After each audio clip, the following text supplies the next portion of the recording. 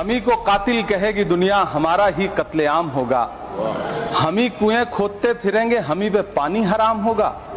सभापति महोदय, सन 1947 में दिल्ली की जामा मस्जिद की तारीखी सीढ़ियों पर खड़े होकर के भारत रत्न मौलाना अबुल कलाम आजाद साहब ने कहा था कि मुसलमानों कहां जा रहे हो, ये है तुम्हारा मुल्क, यहां तुम्हारे आबाओ अजदाद की कब्रें हैं। उस वक्त मौलाना आजाद की ये सदाएं सुन करके लोगों ने अपने सरों की गठरियां उतार करके रख दी थीं।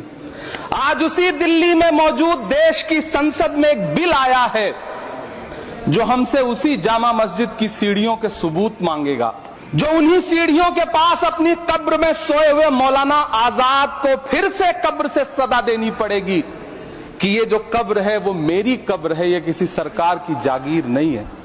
सभापति महोदय, मैं जहां खड़ा हूं इसी संसद भवन के सामने सड़क के उस पार अपनी कब्र में सोए हुए भारत के पूर्व राष्ट्रपति फखरुद्दीन अली अहमद की कब्र है।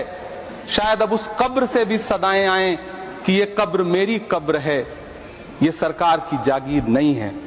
मैं सरकार से कहना चाहता हूं, हमसे हमारी इबादत गाहें तो मत छीनिए ना, हमारे घरों पे बुलडोजर तो मत चलाइए ना, हमारी कब्रों में तो हमें सुकून से सोने दीजिए ना। जिल्ले इलाही, जमहूरियत जो है वो नफरत और ठसक से नहीं चलती है, अकड़ से नहीं चलती है, उसमें सबकी हिस्सेदारी जरूरी है। सबको समझना पड़ेगा कि जब जंगल में आग लगती है तो न वो बरगद बचते हैं जो हवा को आंधी में तब्दील करते हैं, न वो बांस बचते हैं जो आपसी रगड़ से चिंगारी पैदा करते हैं। और आप ताकत में हैं, संख्या बल के आधार पर बिल हो सकता है आप पास करा ले, लेकिन आपको यह बात समझनी पड़ेगी कि हम तो वो तारीख हैं, जहनों में रहना है जिसे, कागजी पुर्जे नहीं जो फाड़ डाले जाएंगे। जिस जमीन पर मैं खड़ा हूं ये मेरी पहचान है।